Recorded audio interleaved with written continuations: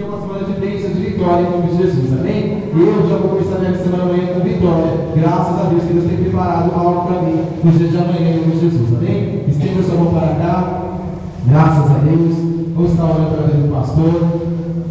Nós não vamos estar apresentando a vida do pastor, que ele já é apresentado já, graças a Deus, amém? Vamos estar orando para Deus abençoando a vida dele, usar como instrumento, como bênção sobre nossas vidas. Que Deus venha falar conosco, nos encher da palavra que salva, que liberta, que cura, a palavra que te dá ânimo quando você está sem desânimo, te dá alegria quando você está triste, uma palavra de bênção, em nome de Jesus, amém? Oremos ao Senhor.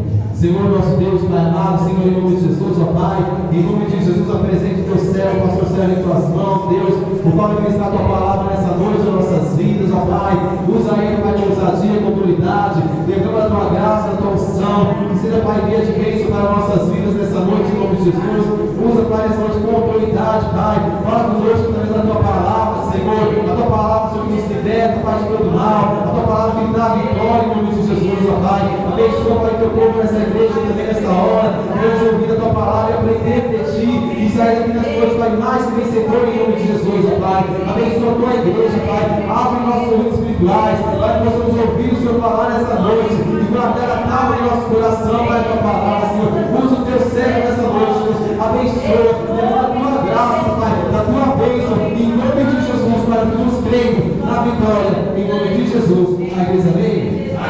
As palmas ao Senhor.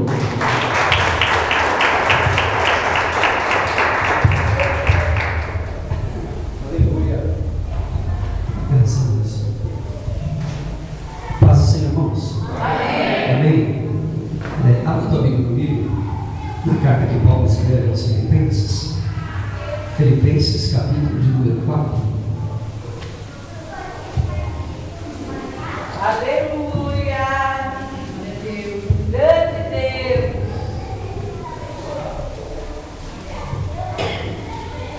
Filipenses capítulo 4, vamos ler a partir do versículo de número 1, diz assim: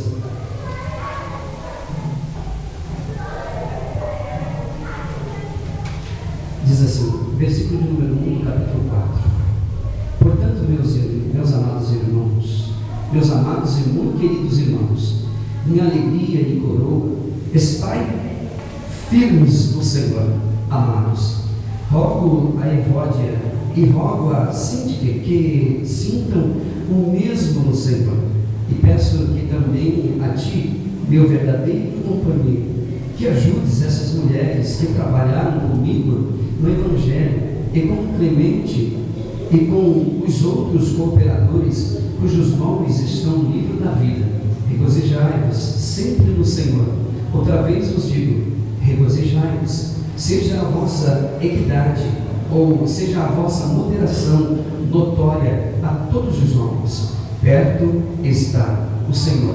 Não estejais inquietos ou ansiosos por coisa alguma, antes as vossas petições sejam em tudo conhecidas diante de Deus, pela oração, súplica, com ações de graças, e a paz de Deus, que excede todo entendimento, guardará os vossos corações e os vossos sentimentos em Cristo Jesus. Quanto mais, irmãos, tudo que é verdadeiro, tudo que é honesto, tudo que é justo, tudo que é puro, tudo que é amável, tudo que é de boa fama, se há alguma virtude e se há algum louvor, nisto pensai. Pode sentar, irmãos. Glória a Deus. Jesus abençoe.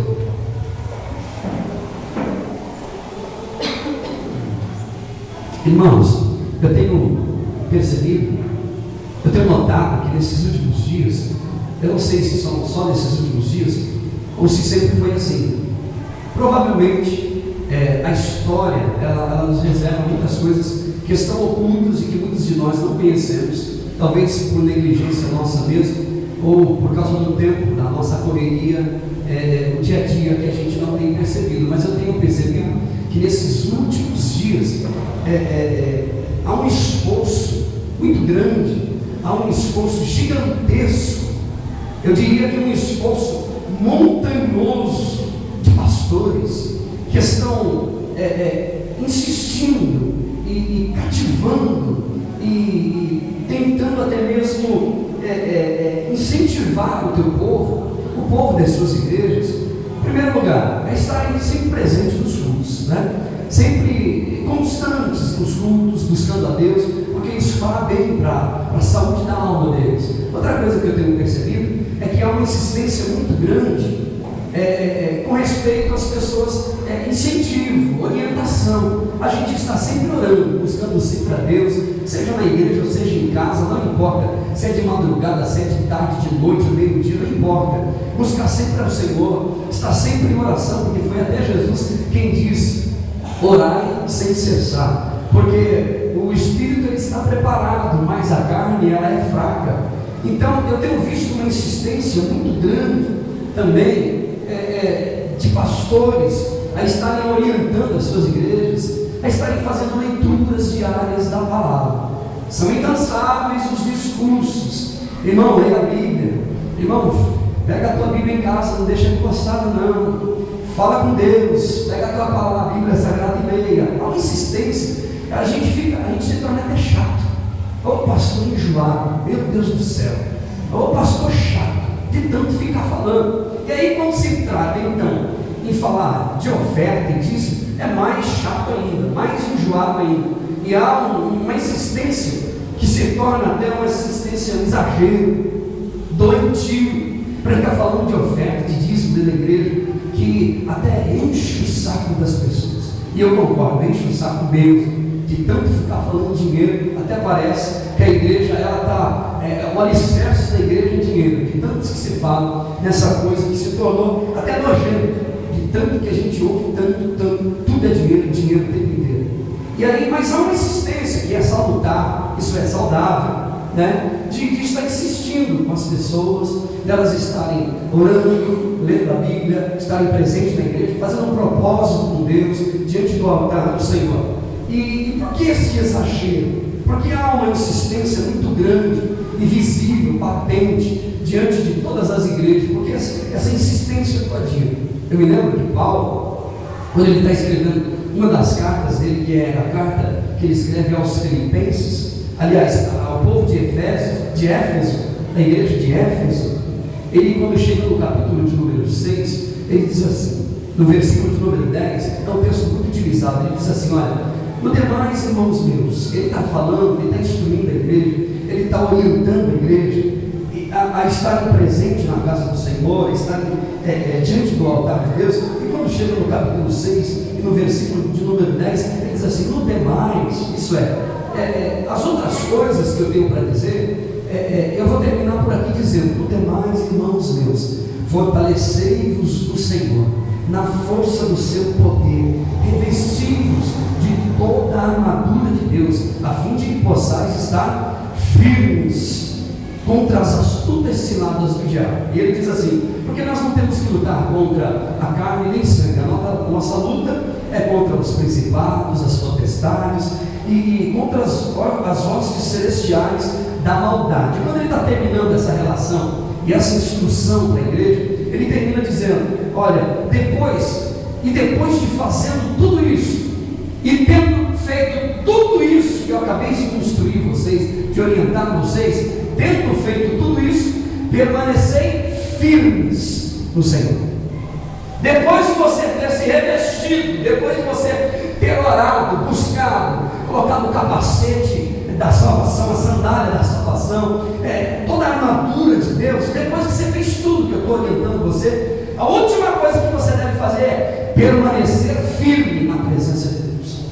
Eu gostaria, hoje, eu não quero ser enjoado, né? Mas eu preciso dizer algumas coisas aqui para você, e eu tenho certeza que vai fazer bem para a tua alma, vai ser saúde para os teus ossos, né? É medula para os seus ossos, saúde para o teu umbigo, como a Bíblia diz. E eu preciso de falar algo aqui que Deus colocou no meu coração. Eu vejo que Paulo, ele é um homem que ele se torna, para muitos que leem constantemente a Bíblia Sagrada, ele se torna até chato, por assim dizer, de tanto que ele insiste, que ele está falando de permanecer no Senhor, estar firme no Senhor, presente no Senhor, estar sempre constante. Eu gostaria de falar exatamente sobre isso. Eu gostaria de falar a respeito da inconstância e os seus efeitos elásticos, porque há uma inconstância muito grande na igreja no geral, na igreja de Cristo, e não é só de membro de igreja, não, é de pastores, de obreiros, de presbítero, de apóstolo, de ancião, seja quem for. Há uma inconstância muito grande devido possivelmente às fraquezas, às lutas do dia a dia. E aí eu fico vendo e percebendo que Paulo, ele sempre, quase que sempre, quando está instruindo a igreja, ele diz: olha, tendo feito tudo isso, permanecei firme no Senhor. E tendo feito tudo isso que eu estou orientando, permanecei firmes no Senhor. E aí, às vezes eu fico observando quantas das vezes nós começamos um regime e não terminamos. Nós começamos a fazer uma caminhada e não terminamos. A gente começa a fazer um curso, seja na faculdade ou no cursinho, no Senai, e não terminamos. Muitos de nós começamos a fazer uma reforma na nossa casa e vai se arrastando. Muitos de nós começamos a fazer uma reforma no carro, começamos a fazer um tratamento médico e não terminamos. A gente entrega nas mãos do Senhor. Entregar na mão de Deus porque eu não aguento mais. Não é porque a gente não acredita que vai dar certo, é porque a gente perde o ânimo. E a gente não é inconstante só, questão de igreja, a gente é inconstante, a grande maioria de nós, inclusive eu, às vezes, sou inconstante em outras coisas também. Um propósito que eu tenho feito no meu coração, às vezes é uma academia que a pessoa começa a fazer uma academia, não é nem por causa de emagrecer, é pela saúde dela, pelo bem-estar dela. Ela começa, é um mês, 2 meses, no terceiro, pronto, acabou tudo. Quantas pessoas fazem um propósito e começam uma caminhada, fazer um estudo bíblico, e aí é uma semana, 2, terceira semana, quinta, já acabou também. Quantos de nós começamos um relacionamento com uma pessoa, e aí vai, daqui a pouco parou, aí começa com outro, no namoro, vai, acabou. Existe uma inconstância muito grande até mesmo nos casamentos. A pessoa ele começa, casou, aí 1 ano, 2 anos, pronto, aí acabou outro e outro. É uma inconstância, ele não permanece. Existe sim um esforço muito grande, um esforço gigantesco da parte desse homem aqui, Paulo, de estar instruindo a igreja, orientando a igreja, o tempo todo ele falando as mesmas coisas, e ele até diz muitas das vezes: eu não me canso de escrever as mesmas coisas para vocês. Eu sei que talvez vocês já não aguentam mais me ouvir falar as mesmas coisas, mas eu não me canso, porque eu sei que isso vai fazer bem para você.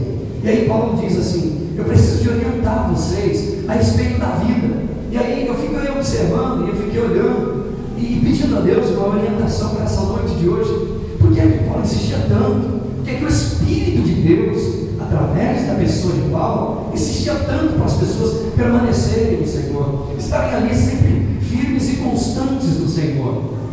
Porque é que havia uma insistência muito grande de Paulo de ficar falando todo dia a mesma coisa, e falando: fica firme, não sai da presença de Deus, permaneça firme, tem um propósito no coração, permaneça firme em primeiro lugar. Sabe por quê? Essa insistência gigantesca no coração de Paulo, de ficar falando para a igreja permanecer firme no Senhor. Sabe por quê? Primeiríssimo lugar, porque a alegria produzida pelo mundo, a alegria produzida por este mundo, ela é ilusória, ela é azeda, fantasiosa, frágil e maldita.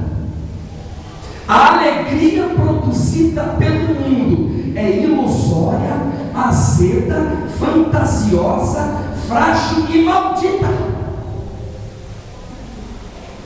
Em nome dessa alegria, muitos estão se perdendo. Leia o texto que nós acabamos de ler, Filipenses capítulo 4, se você não fechou a Bíblia. Diz assim, versículo 1, capítulo 4, versículo 1: portanto, meus amados e muito queridos irmãos, a minha alegria e coroa, estai assim firmes no Senhor, amados. Deixa eu te dizer uma coisa aqui, deixa eu te dizer algo, preste bem atenção. Sabe por que é que eu não volto lá para o mundo para experimentar novamente as coisas, aquilo que o mundo tem para me oferecer? Eu não volto para o mundo novamente, não é porque eu tenho medo do inferno, de ir para o inferno.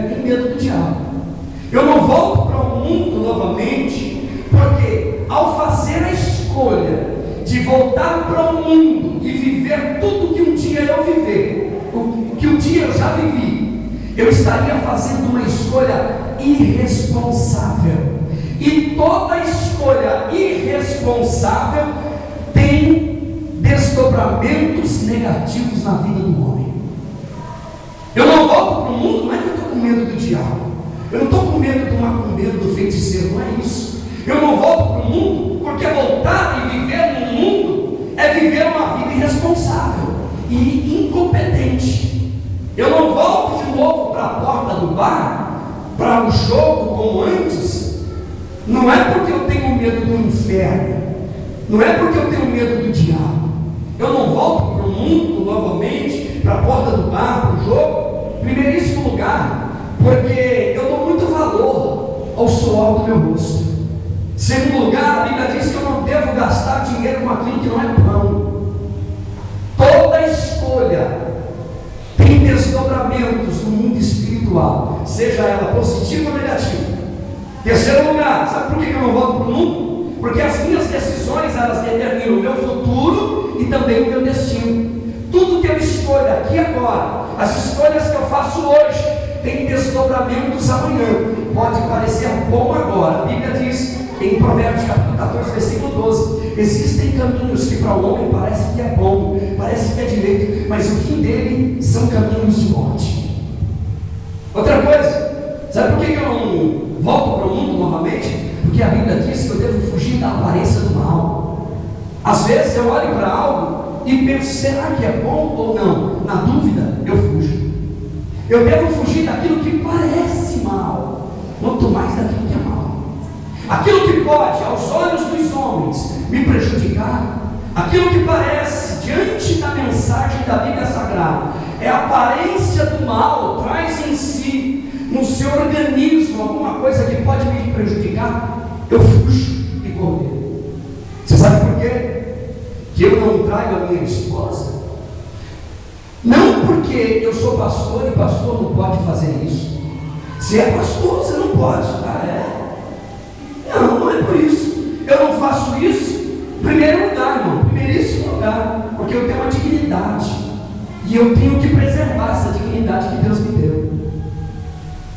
Segundo lugar, eu não faço isso porque eu tenho uma aliança com ela, e essa aliança precisa de ser preservada. Tem uma aliança que foi feita entre eu e ela. Em terceiro lugar, eu a amo e a respeito. Não é porque eu tenho medo de ir para o inferno que o diabo vai me matar, não. O meu compromisso, antes de ser vertical, é horizontal. Antes de eu querer ter um relacionamento vertical, que é entre eu e Deus, eu preciso de ter um relacionamento horizontal. E esse relacionamento é contabilizado por Deus. Você sabe por que eu não trago minha esposa? Porque eu tenho uma filha e quero que ela olhe para mim e tenha orgulho do pai que ela tem. Eu não estou com medo do diabo. O diabo, irmão, ele já está vencido pelo sangue do Cordeiro. Eu tenho o nome de Jesus na minha vida e tenho que preservá-lo também. Deixa eu te dizer uma coisa. Sabe por que eu não faço isso e tantas outras coisas mais? Não volto para a porta do bar, não volto para o mundo novamente. Não é porque eu sou pastor. Sabe por quê? Porque eu não quero entristecer o coração do amante da minha alma, do meu Senhor que me chamou, que me resgatou. Eu quero fazer com que o Senhor olhe para mim e diga: neste daqui eu confio, nele eu boto fé nele. A Bíblia Sagrada nos diz que ai daquele que destruiu o templo do Espírito Santo.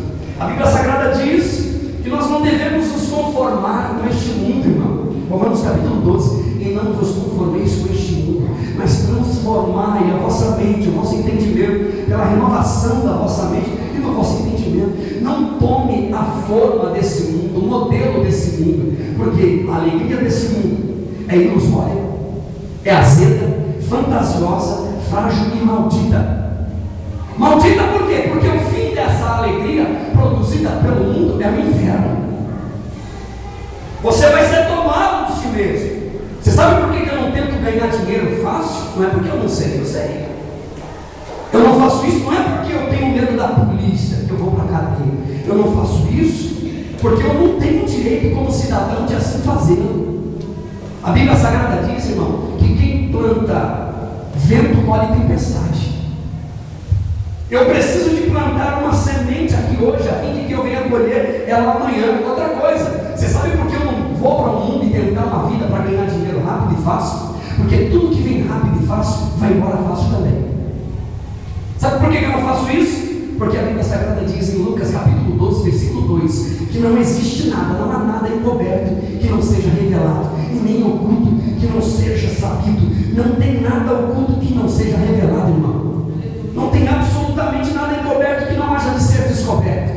Todas as coisas, diz a Bíblia, estão nuas e patentes diante dos olhos daquele a quem havemos de prestar conta. Querido, permaneça presente na casa de Deus, que você vai ver que o que Deus tem para você é bem melhor, muito melhor. Diante dos olhos de Deus, nada escapa. Porque é que a alegria deste mundo é azeda, é ilusória, é frágil, fantasiosa, maldita. Por quê? Sabe por quê? Porque ela é temporal. Ela é temporal. Isso é, ela passa, é só por um tempo. A alegria produzida pelo mundo é o forró, é a música, é a droga, é a bebida, é as baladas. Isso daí produz alegria, produz, é verdade. É verdade. Produz alegria. Agora, essa alegria é maldita, porque o fim dela é a morte. Agora, existe uma alegria, tem uma alegria que é eterna. Ela é eterna e esta só Jesus pode dar, irmão, só Ele. Só Jesus pode dar a verdadeira alegria para o homem. O homem, por mais que ele corra, por mais que ele fuja, Jesus disse em Lucas capítulo 6, versículo 23 em diante, ele diz que a alegria produzida pelo mundo é maldita. Maldita. A alegria autêntica, preste atenção, a alegria autêntica e verdadeira só pode ser encontrada na fonte, e essa fonte tem um nome, irmão, é o nome de Jesus. Só Ele é a alegria que é produzida pela vida de Deus, na vida da gente. Alguém já dizia, eu vou repetir isso aqui, alguém já dizia que você pode ter nascido na igreja, ser criado na igreja, ser ensinado na igreja, ser batizado dentro da igreja, morrer dentro da igreja, ser sepultado dentro da igreja e acordar dentro do inferno. Se você não nascer de novo, irmão, é só Jesus que pode salvar o homem. Aleluia. Só Deus pode mudar a vida de todo e qualquer ser humano. Paulo, ele está orientando a igreja, louvado seja Deus. Paulo está orientando a igreja desse modo, porque a sua vida e a sua caminhada é uma carta aberta. A sua caminhada com Deus é uma carta aberta. Eu conheci um rapaz que ele sempre dizia assim para mim: Sérgio, a minha vida é um livro aberto com muitas páginas arrancadas. Esse daqui não. A vida dele é transparente. A vida dele, se podia abrir, olhar para Paulo e ver nele a pessoa de Jesus. Assim como Jesus dizia. Aliás, é Tiago que diz, se não me falha a memória, que se alguém diz ser seu discípulo, deve andar como ele andou, andar da maneira que ele andou. E a vida desse homem, Paulo, sofre influências tamanho que a sua vida é uma carta aberta. Não tem nada para esconder, irmão. Não tem nada que ficar xixando pelos cantos. Não precisa de esconder nada. Pode ver, olha, pode olhar, não tem problema nenhum. E se tem, eu estou dizendo que o cordeiro na minha vida, existe alguém que está do meu lado, que me ajuda nessa caminhada. Paulo, enquanto ele escreve isso aqui, quando ele está orientando a igreja a permanecer firme no Senhor, de dois, ou ele está acorrentado, um outro soldado, que era a cultura da época. Existia a algema, e a algema era colocada no pau e no prisioneiro e no soldado. Paulo não arredava um pé, tinha que levar o soldado junto com ele. Aonde ele ia, estava algemado ao soldado. E Paulo está escrevendo e dizendo: permanecer firme no Senhor. Ou ele está acorrentado num soldado, ou no mínimo o soldado está atrás dele, sombra dele o tempo todo. Onde vai Paulo, o soldado vai atrás. Paulo vai para cá, ele vai atrás o tempo inteiro. Está dentro de uma cadeia e ele não está reclamando da vida. Pelo contrário, ainda assim ele permanece fiel e cativando o povo a permanecerem firmes, constantes e inabaláveis no Senhor. Você pode glorificar o nome do Senhor, irmão? Porque Deus dá condição para a gente sobreviver diante da vida, irmão. Deus tem poder para isso. Não são as condições que nós estamos vivendo que diz se a gente vai continuar com Deus ou não. O que diz se a gente vai continuar com Deus ou não é a maneira com que a gente lida com a vida. A maneira com que você lida com a vida é a maneira com que a vida vai lidar com você. Eu sempre digo isso.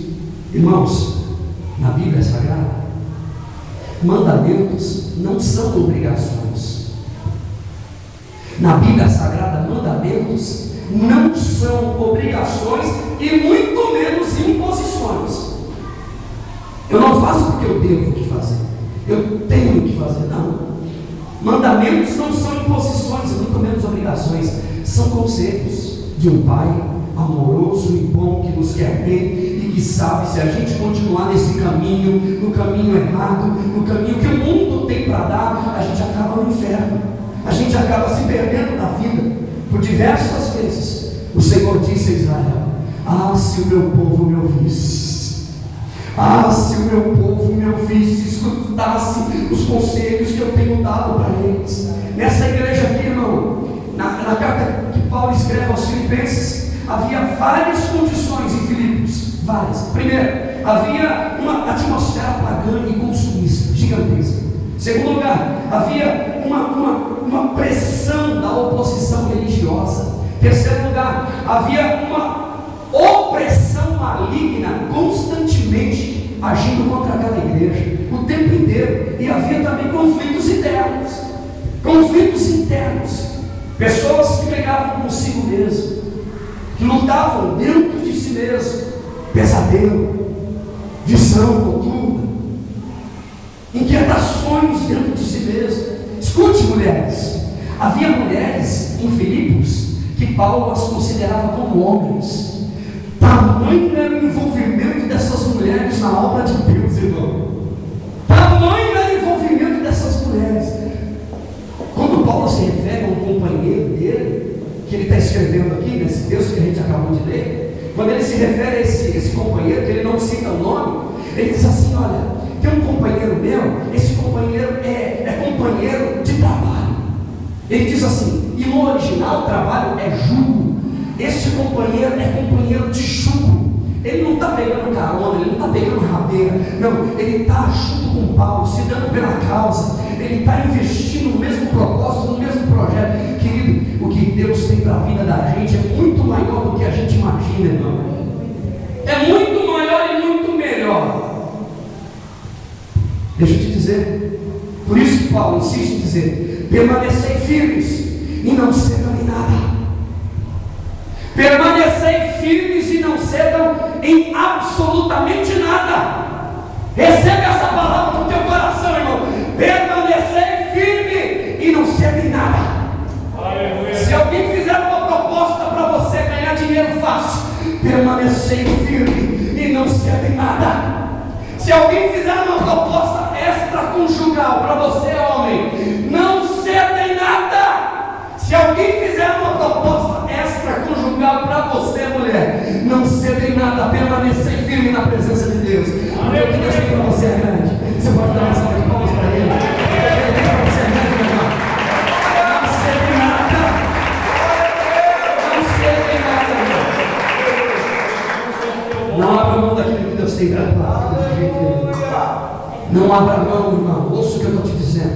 Não abra mão do que Deus tem para você. Porque o que Deus tem para você é muito maior do que você imagina. Querido, deixa eu te dizer, eu preciso registrar isso aqui hoje.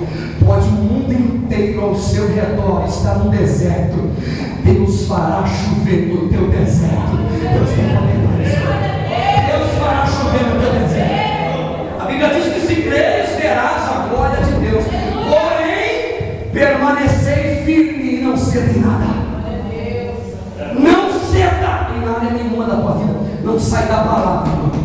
Examine, se sair fora da palavra, não aceite. Deus vai abrir outra porta para você. Deus vai te honrar em outro lugar, e o nome do Senhor vai ser glorificado na porta. Não ceda em nada, irmão. Permaneça na presença de Deus. E aí Paulo diz assim: vocês têm que permanecer firmes, mas não é em vocês mesmos. Permanecei firmes no Senhor. Porque você não consegue sozinho. Você não tem capacidade para vencer o mundo, não. Só Jesus, só o Espírito Santo, só a palavra. Permanecei firmes no Senhor. E aí sim, você vai ver o que Deus pode fazer na tua vida. Primeiríssimo lugar, a alegria desse mundo é ilusória, azeda, fantasiosa, frágil e maldita. Por que é que Paulo está insistindo? E por que é que o Espírito Santo de Deus insiste tanto em falar? Segundo lugar, sabe por quê? É porque é um olhar despretensioso, um coração doce, um espírito gentil e bem equilibrado, sempre te servirá de bom testemunho da tua fé. Vamos para o texto? Versículo número 5, vamos lá. Seja a vossa moderação notória de todos os homens. Eu vou repetir. Seja a vossa moderação notória diante de todos os homens. Um olhar despretensioso, desinteressado. Já viu aquelas pessoas que só se relacionam com a outra interessada em alguma coisa? Chega na igreja, um microempresário, pronto, o resto é tudo colocado de lado, o empresário, ô meu irmão, você é bem-vindo no meio da gente, a sua oferta. Quer dizer, vem cá, eu sei o que eu estou falando, meu irmão, eu nasci em igreja. O empresário, pronto, ele é chamado, vem na minha casa para a gente comer uma pizza, para a gente almoçar. Aí a igreja agora acabou o resto, mas não, o microempresário, o super mega empresário, agora é em primeiro lugar. Já ele vai ser levantado, obreiro, apóstolo na igreja, já, para não perder ele, já, porque ele é bom no negócio. Só que não tem chamado, às vezes estraga a pessoa. Às vezes Deus até trouxe a pessoa para a igreja, mas é para contribuir, para ajudar, mas não é para levantar em nada. Mas aquele desejo, aquela vontade toda. Alguém já dizia que um espírito calmo e tranquilo pode tranquilizar almas agitadas. Um coração, um olhar despretensioso, um coração doce, um espírito gentil e bem equilibrado, sempre nos servirá de propaganda da nossa fé. Não precisa de falar, eu sou crente, eu sou humilde, irmão, eu sou muito humilde. Pronto, já deixou de ser humilde, já deixou de ser humilde. Não, eu quando faço, comigo, a minha palavra tem isso. Pronto, já deixou de ser humilde, já atrapalhou tudo. E quando a Bíblia Sagrada nos diz, o que Paulo está dizendo aqui, que a nossa moderação seja conhecida de todos os homens, o que Paulo está dizendo é que o indivíduo que tem o seu temperamento verdadeiramente controlado pelo Espírito Santo jamais entrará em disputas e em contendas. É o que ele está dizendo aqui no texto. Porque os desejos dele são controlados pelo Espírito Santo. O que ele olha, a maneira com que ele olha, é um olhar despretensioso. Ele não está com intenção, ele quer amizade com a pessoa. Ele não quer o que a pessoa tem, ele quer a pessoa, ele quer a amizade com ela. Deixa eu te dizer, dentro do meu lar, o Espírito de Deus precisa reinar, irmão. Dentro da minha casa lá, a bandeira de Cristo tem que ser erguida dentro daquela casa. O Espírito de Deus tem que ter a primazia. Logo de manhã, quando acordar, prioridade, Deus, prioridade, Deus, prioridade, Deus. Coloca Deus na tua frente, você vai ver que a tua vida vai mudar. Eu tenho certeza disso. Tudo que você fizer, fala com Deus, você vai ver que as coisas podem mudar dentro da tua casa. A começar lá dentro. A Bíblia diz em Provérbios, capítulo de número 15, e o versículo de número 1, que uma resposta branda, ela acalma toda a ira. Alguém já dizia que cristianismo é um doce chamado a uma doce revolução neste mundo cemitério. Cristianismo é um chamado a doce revolução, não uma revolução de Che Guevara, não, aquela não, uma revolução doce neste mundo cemitério. Esse homem, Paulo, tem orgulho da igreja, do tipo de igreja que ele está produzindo, que ele está gerando. Sabe por quê? Porque não tem crentes tendenciosos, pretensiosos, desejosos pelo que é do outro, para tomar o lugar do outro. Não tem crente que é tendencioso, contendeiro, imaturo, infantil, não. Tem gente imatura. Paulo está longe da igreja, e ele ouviu falar que a igreja permanece firme, constante, todo mundo junto na presença do Senhor. Aleluia. Crente tendencioso é um perigo, irmão. Crente tendencioso em contender é um veneno para a igreja. Eu espero que muita gente me veja e saiba e e ouça o que eu estou ouvindo aqui, o que eu estou falando aqui. Crente contendeiro, tendencioso, precisa de passar pela mão de Deus para começar de novo, descer na casa do oleiro e Deus amassar ele, quebrar ele todinho e começar do zero. Há uma necessidade disso.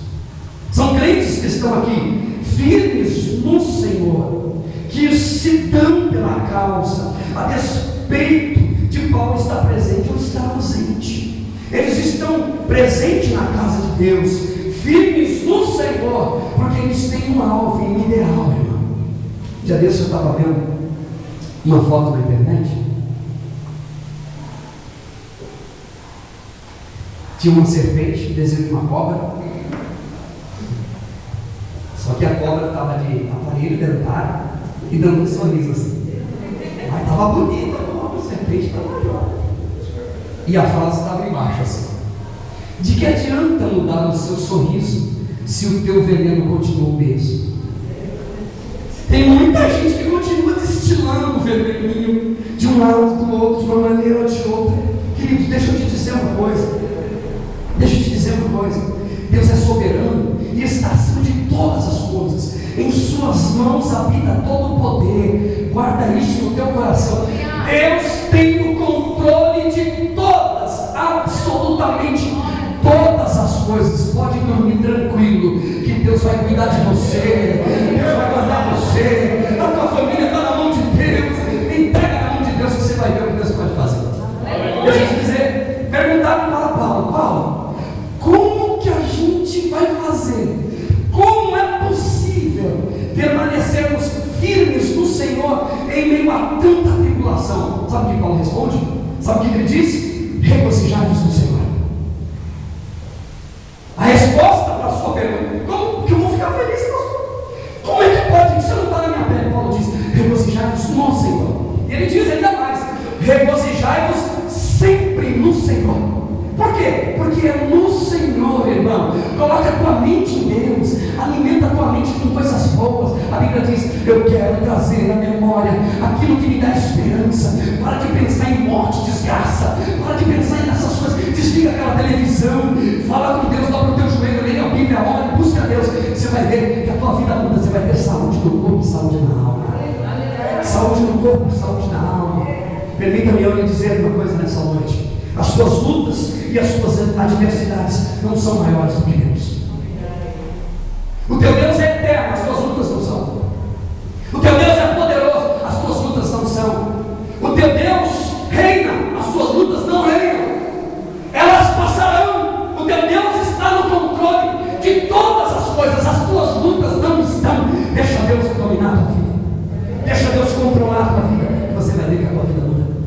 Alguém já disse que nada, absolutamente nada que é externo ao homem pode destruir a vida dele. Isto é, não é luta, não é adversidade que destrói a gente. É a maneira com que a gente lida com as lutas e com as adversidades. É verdade.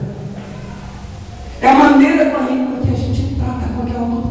São probleminhas pequenininhos que a gente faz dele uma montanha, uma bola de neve. Eu me lembro que eu disse algo aqui alguns dias atrás, que a respeito de você estar futucando uma espinha e mexe mais, aquela espinha vira um tumor. Tem muita gente assim, dentro da igreja, não confia em Deus, não acredita em Deus, não conhece o poder que Deus tem, não precisa ficar futucando as coisas pequenininhas, irmão. Quanto mais você mexe, mais cheira mal. Entrega nas mãos de Deus, fala com o Senhor, porque Ele tem uma resposta para a tua vida. Eu quero dizer para você que a vida de um homem, preste atenção nisso que eu vou te dizer, a vida de um homem não consiste nos bens que ele possui. A vida de um homem, o valor de um ser humano, não consiste dos bens que ele possui, de jeito nenhum. Os altos e baixos da vida de um verdadeiro cristão, os altos e baixos da vida não pode afetar o nível de espiritualidade daquele que é nascido de novo. Não pode. Eu vou repetir isso aqui. Os altos e baixos da vida de uma pessoa não pode afetar o nível de espiritualidade de uma pessoa que é nascida de novo. Ele sabe quem Deus é, ele conhece a Deus, a vida dele está na mão de Deus, haja o que houver, ele não sai da presença de Deus de maneira nenhuma, porque ele sabe que Deus é fiel e na hora certa algo vai acontecer para a vida dele. Alguma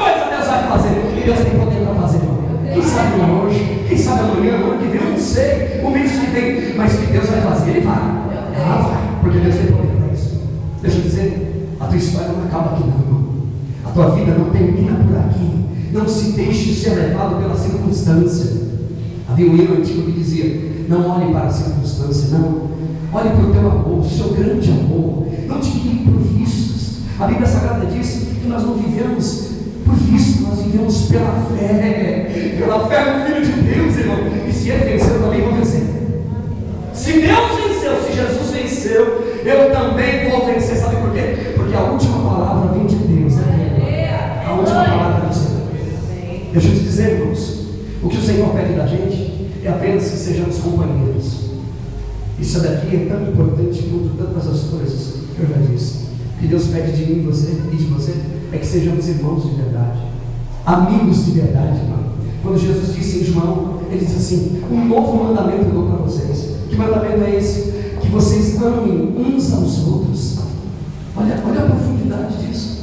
O que Jesus está dizendo de amor é ser parceiro, companheiro na estrada da vida. Respeite o teu irmão, respeite os limites do teu irmão. Para de olhar o defeito do outro. Olhe para Jesus. O teu irmão, ele tem defeito, ele tem inquietações, ele tem problema. Não olha, não. Seja parceiro dele, seja mão amiga. Tu és guardador do teu irmão, a Bíblia diz. Queridos, o que Deus quer é apenas que sejamos amigos e companheiros de verdade, sem pretensão. E que a nossa vida, juntos, seja um testemunho diante dos olhos dos homens. Que Deus pede da gente. A Bíblia diz em Filipenses capítulo 2 e 3. É só ler, está aí, está fácil. Que nós devemos considerar o nosso irmão superior a nós.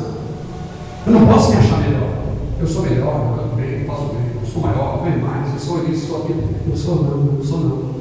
Se tem alguém aqui que é, irmão, é esse daqui, só Jesus. Ele é alguma coisa, ele é digno de honra, de glória e de louvor. Toda honra é dele, não. Todo louvor é para ele. Ele é. Aqui ele faz e aqui ele brilha. Só o nome de Jesus tem que brilhar na minha vida. E o que Deus pede da gente. E quando Paulo fala de homens e de mulheres que estão junto com ele, Paulo fala de gente. E ele até cita, ele não cita o nome, mas ele fala: esse homem que está comigo é companheiro de jugo. Ele está junto comigo nas lutas. Ele é uma inspiração para mim. Esse sujeito não para. Ele está em todas. Ele não está me segurando no meu paletó e eu arrastando, não. Ele está junto comigo em todas. Ele é uma inspiração para o meu ministério. Ele é alegria para mim. Amados, está aqui no texto. Amados, minha alegria me coroa. Ele tem prazer, irmão, naquilo que ele está produzindo. Deixa eu te dizer, a alegria é um aspecto do Espírito Santo. A alegria é um aspecto do Espírito Santo. Aliás, a alegria é subproduto de uma vida espiritual desenvolvida. A alegria é subproduto do desenvolvimento espiritual da vida de uma pessoa, porque ela não depende de coisas para ser feliz. Ela depende da pessoa de Deus na vida dela, de Deus dentro da casa dela, no casamento dela, na alma dela, dentro da empresa onde ela trabalha. Ela depende de Deus para ser feliz. Felicidade não se compra. Felicidade não se encontra numa esquina. Felicidade tem um nome, e este nome é Jesus Cristo, Senhor. Você pode dar uma salva para Ele, para Ele. Só Ele é assim, Senhor, verdadeiro Deus,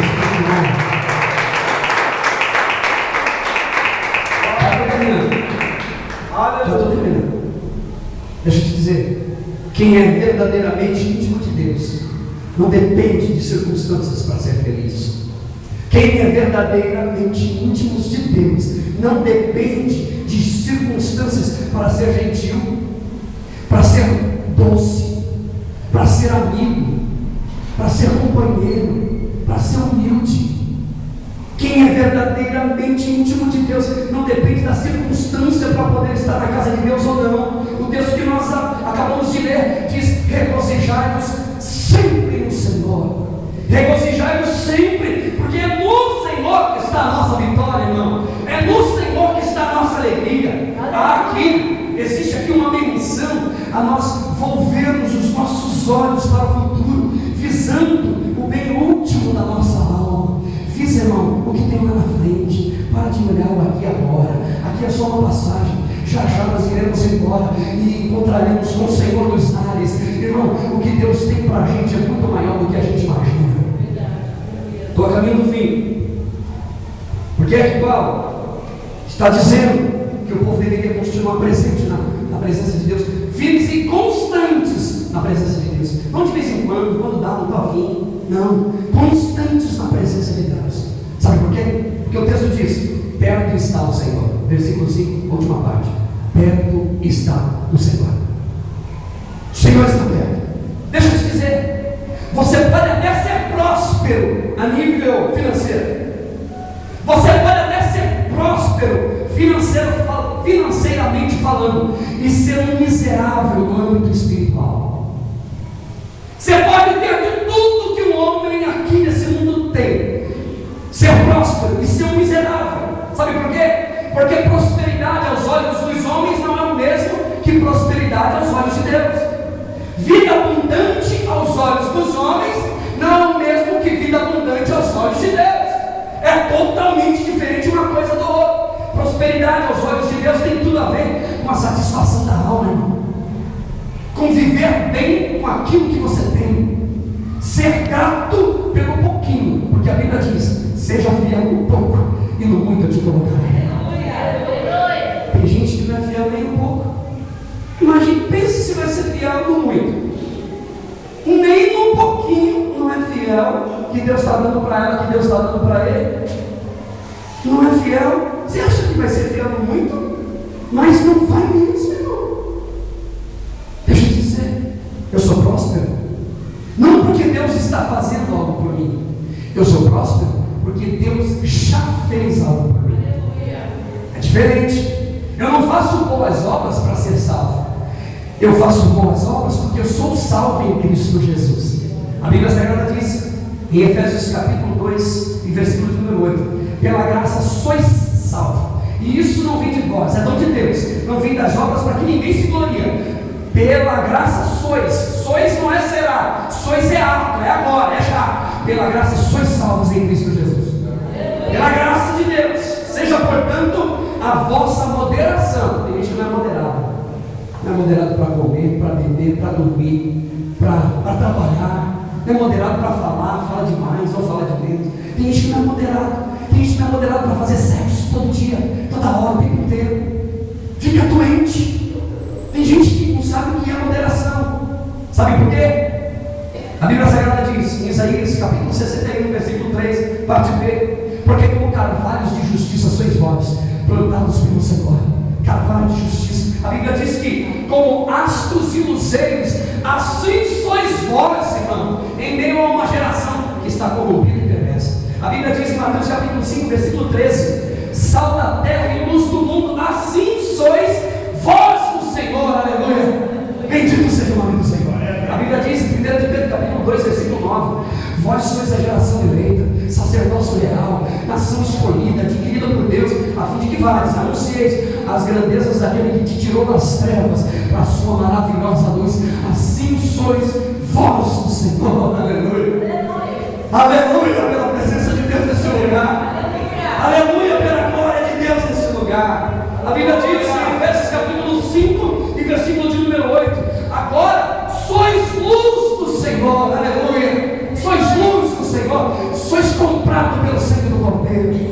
A Bíblia Sagrada diz que havia uma cédula que era contra a minha vida e contra a tua. Ela foi gravada na cruz do Calvário. Eu sou comprado pelo sangue do Cordeiro. Sou chamado por Ele. E Deus tem uma obra na minha vida. E eu não vou desistir dela, porque vale a pena dar beleza. Vale a pena dar beleza. A Bíblia diz, 1 João capítulo 1, versículo 7, diz assim: se andarmos na luz, como na luz Ele está, nós temos comunhão uns com os outros. E o sangue de Jesus Cristo, o seu Filho, Ele nos purifica de todo pecado, todo. O que Deus pede da gente é que sejamos amigos, irmãos. Terceiro lugar, você deve ser terminar.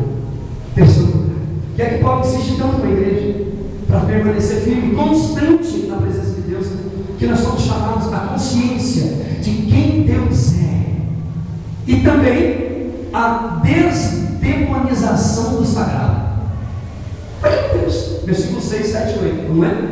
Não estejais inquietos por coisa nenhuma, antes as vossas petições sejam em tudo conhecidas diante de Deus, pela oração, pela súplica, pela ação de graça, e a paz de Deus, que excede todo entendimento, guardará os vossos corações, os vossos entendimentos em Cristo Jesus. Quanto mais, irmão Deus, tudo que é verdadeiro, tudo que é honesto, tudo que é justo, tudo que que é puro, tudo que é amável, tudo que é de boa fama, se há alguma virtude, se há algum louvor, nisto pensai. Fomos chamados à consciência de quem Deus é. Irmãos, o cristianismo é um chamado à disciplina. Precisamos de nos disciplinarmos. Por muitas e muitas vezes Deus se lamentou, olhando para Israel, dizendo: ah, se o meu povo me ouvisse. Guarda essa palavra no teu coração. Ah, se o meu povo me ouvisse. Cristianismo é um chamado a desentupirmos a fossa da nossa vida e vivermos para Deus, irmão. A nossa vida precisa de ser uma carta aberta, ao ponto de todos olharem para nós e dizer, e nem não nós dizemos, mas os homens dizerem: ali tem um homem de Deus, ali tem uma mulher de Deus, ali tem uma igreja de Deus, vale a pena. O coração verdadeiramente agradecido não se dispõe de tempo para críticas e gratidões, irmão. Um coração verdadeiramente agradecido, nele reina a paz e não a guerra. Ele dorme tranquilo. Um coração verdadeiramente agradecido alimenta a sua mente com coisas boas, com aquilo que é bonito, aquilo que é amável. Deixa eu te dizer, não levanta suspeita de ninguém, irmão. Você não conhece a vida do outro. Não se importe com crítica de ninguém. Não se meta na vida de ninguém. Não se sinta aliviado pela desgraça do outro. Isso não é cristianismo, irmão. Deixa eu te terminar dizendo: a consciência de quem Deus é me diz que a sua correção é boa. Me corrija, Senhor. A consciência de quem Deus é me diz que a sua exortação é boa e fará produzir em mim amabilidade, compaixão ao próximo. A consciência de quem Deus é me diz que vale a pena andar com Ele e vale a pena receber a sua correção com um bom ânimo. Por quê? Por que isso? Porque quando o Senhor corrige é porque Ele ama. Se Ele ama é porque Ele corrige. Se Ele está corrigindo, dê glória a Deus, porque vale a pena andar com Deus. Deixa eu te dizer, se a consciência de quem Deus é diz que vale a pena e é bom ser corrigido por Deus, Senhor, corrige-me, por favor. Exorta-me, ó Deus. Bate-me com o teu chicote de amor. Bate-me, Senhor, com o teu chicote de amor. E a cada chicotada é um passo a mais para longe do abismo que me cerca. Por isso, eu entrego a minha vida nas mãos de Deus, nas tuas mãos, porque eu sei em quem eu tenho crido, eu sei e tenho consciência de quem Deus é. Eu não me deixarei ser soterrado, eu não me deixarei ser seduzido pelo mundo. Os demônios que me cercam não terão poder sobre mim, os satanases que me rodeiam não terão acesso sobre a minha alma, porque existe um Deus no céu que é Pai, que é Senhor da minha vida. Não terão poder sobre a minha vida está escondida em Deus. Alguém já dizia que os nossos inimigos só são grandes e gigantes porque nós queremos lidar com eles de joelho. Se coloca de pé, meu irmão, porque Deus tem poder para mudar a tua vida e a tua história. Se coloca de pé hoje nessa noite, em nome de Jesus. Meus irmãos, se coloque de pé. Você foi comprado pelo sangue do Cordeiro. Você foi chamado pelo Senhor. Estão tentando sepultar os teus sonhos, cavalgar sobre você, sufocar os teus ideais. Porém, eu tenho consciência de quem Deus é. Existem 3 princípios que eu preciso guardar aqui no meu coração. 3 a respeito de quem Deus é. Primeiro lugar, Deus é Pai. Segundo lugar, Deus é Pai. Terceiro lugar, Deus é Pai. Eu preciso ter certeza no meu coração. Deus é Pai. E o Pai guarda e cuida dos teus filhos. A Ele a honra, a Ele a glória. A Ele o louvor para todo sempre. A Ele a honra, a Ele a glória. Você pode agradecer o nome do Senhor com a tua boca. Eu merecia o inferno, Deus me deu o céu. Eu merecia cadeias e prisões, Deus me deu liberdade. Eu merecia a morte e Deus me oferece a vida e vida com abundância, meu irmão. Eu quero terminar dizendo, usando o texto que Paulo escreve, 1 Coríntios capítulo 15, versículo de número 58. Portanto, meus amados irmãos, sede firmes e constantes, sempre abundantes na obra do Senhor, sabendo de antemão que a tua obra, o trabalho das tuas mãos, tem uma recompensa. Deus os abençoe. E as palmas aí.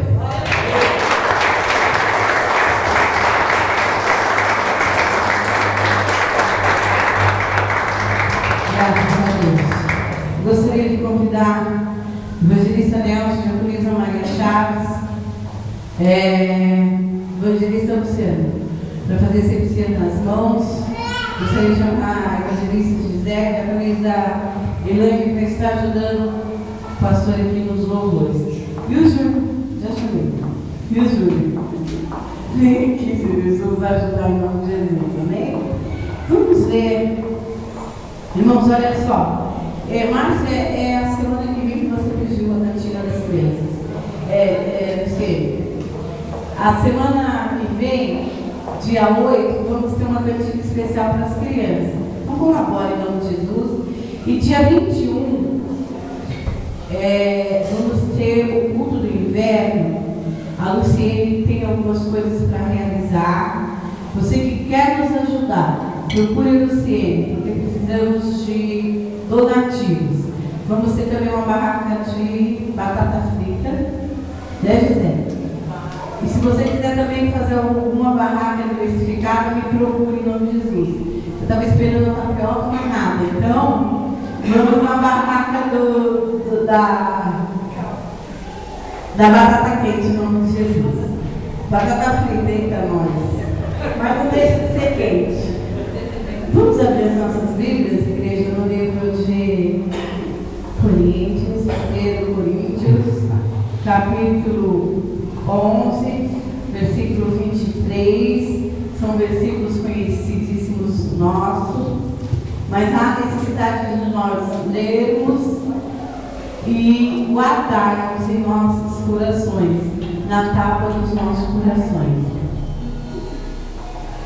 Diz assim: porque eu recebi do Senhor o que também vos ensinei, que o Senhor Jesus, na noite que foi traído, tomou o pão e, havendo dado graças, rompeu e disse: tomai e comei, isto é meu corpo, que é rompido por vós. Fazei isso em memória de mim.